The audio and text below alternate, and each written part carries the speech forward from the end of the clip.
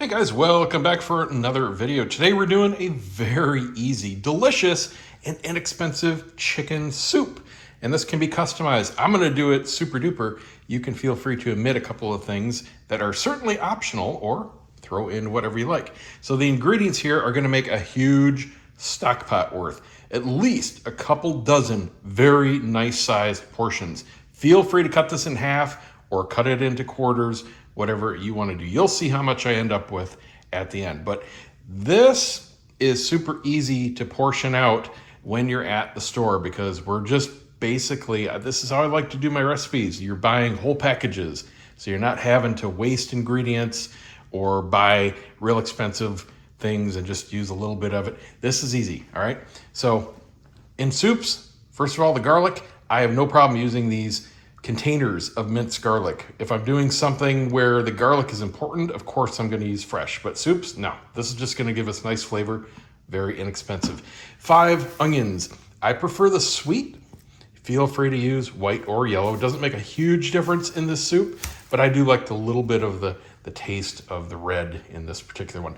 5 large containers of chicken stock. Each one of these is 6 cups.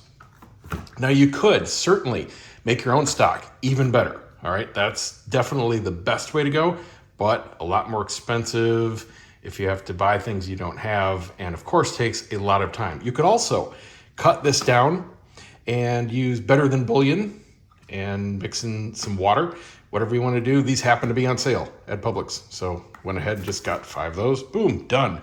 Nothing else to do. 1 small package of carrots. We're going to peel these and do a fairly chunky dice. That's personal preference. I like everything to fit on a spoon, so that's the size of the dice I do for my veggies and my soups. And likewise, a package of celery hearts. Definitely get the hearts, not the full, because you just end up losing so much of the full in the package, and we want all the celery we can get in this. I'm a celery fanatic about soups. I love the flavor.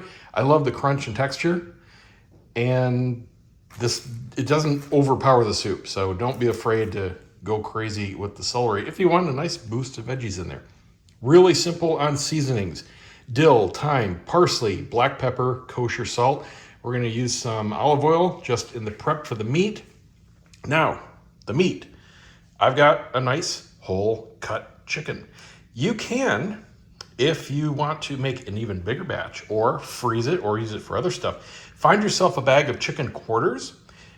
Publix doesn't carry it that often. I haven't seen it in quite a while, but Walmart has bags of 10-pound chicken quarters all cut up for about $8. That is the steal. But Publix had these nice whole cut up fresh frying chickens, and that is perfectly adequate because we're just going to roast it and then shred it for the soup. So bing, bang, boom. Optionally, mushrooms. I love mushrooms in my chicken soup. So I've got 2 containers here. They're 12 ounces each. That is more than enough. And we can do these a couple different ways. I'll show you that. Noodles, again, completely optional. If you just want a traditional brothy chicken vegetable soup, omit the noodles. Or you can use rice or whatever other types of egg noodles you like, but I do suggest you use egg noodles. Don't go crazy. This is one case where I'm not going to use this full package. I'll just use about half of this because I don't want this to be not brothy. And if you use the whole package, it's going to soak it all up. I mean, it makes it a nice soup, but it's not going to be what I'm going for in this recipe. So they just didn't have a smaller package. It was only $2. I don't care. Oven's ready. And then again, optionally, crushed red pepper flakes. I love spices. And hey, this is a staple for me, but completely optional. So first up, we are going to prep this. We're just going to slather it in some olive oil, salt and pepper, stick it on a sheet. I'm just using some parchment paper here. Oven's at 4 1/4, and we're going to do it for 35, maybe 40 minutes until it's nice and roasted, cooked all the way through. Take it out, let it cool, shred it however you like. You can use a mixer, you can use forks, you can use your hands, whatever you want to do. And while that's going, we're going to start to make our actual soup. Let's go. There we go. Give everything a real generous dusting of the salt and pepper. Get everything under the skin. And now we're ready to put that in the oven. Now for your mushrooms, couple different ways you can do them. If you like them nice and soft and just kind of blended in with the soup, Throw them in with the onions at the same time and just cook them all down. They're basically gonna boil. Reduce them down until they're nice and soft and translucent, and you're good to go. I like a little bit more flavor out of my mushrooms. I like them to be more brown. So I'm going to just put some olive oil in the pot, and we're gonna saute these and get them nice and cooked down nearly all the way, then throw in our onions, and that'll give us a nice layer of flavor for free. Now there's a lot of moisture that comes out of these, of course, so I've got it on high heat until they really start cooking down, then I'll kick it down to medium to high and finish them off. In the meantime, we're gonna dice the onions, peel and dice the carrots, wash and dice the celery. All right, the mushrooms have got a nice little browning going on. They're just starting to stick to the bottom, and it smells so good in here. It smells like hibachi. So, time for the mushrooms. We're just gonna dump them in. It looks like a lot, but like most veggies, they're mostly water. It's gonna cook down to just about nothing. Kick the heat back up to high. Stir it every once in a while, and just let these reduce. The chicken is done. We're just looking for it to be fully cooked. We're not looking for it to be golden or crispy or anything like that. If in doubt, go ahead and take a temp reading of the thickest part of the breast. But it is nice and ready. So this is gonna sit here and just cool off. Good 15-20 minutes. In the meantime, our onions are soft and rendered. We're gonna kick the heat to medium and put in the garlic. Give it a stir for a couple minutes. Now I love my garlic. I'm putting in about 4 tablespoons worth. Of course, this is to taste.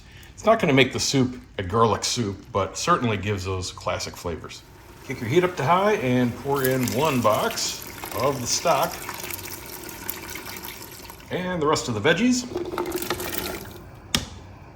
and a generous dash of salt,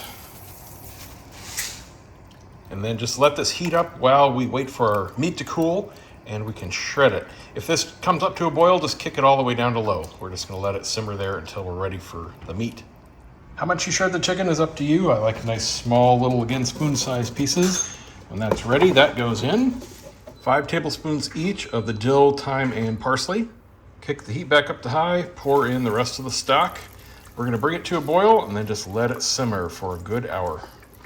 We're getting there, about a half an hour left. Stir it every 10 minutes or so just to make sure nothing's sticking to the bottom.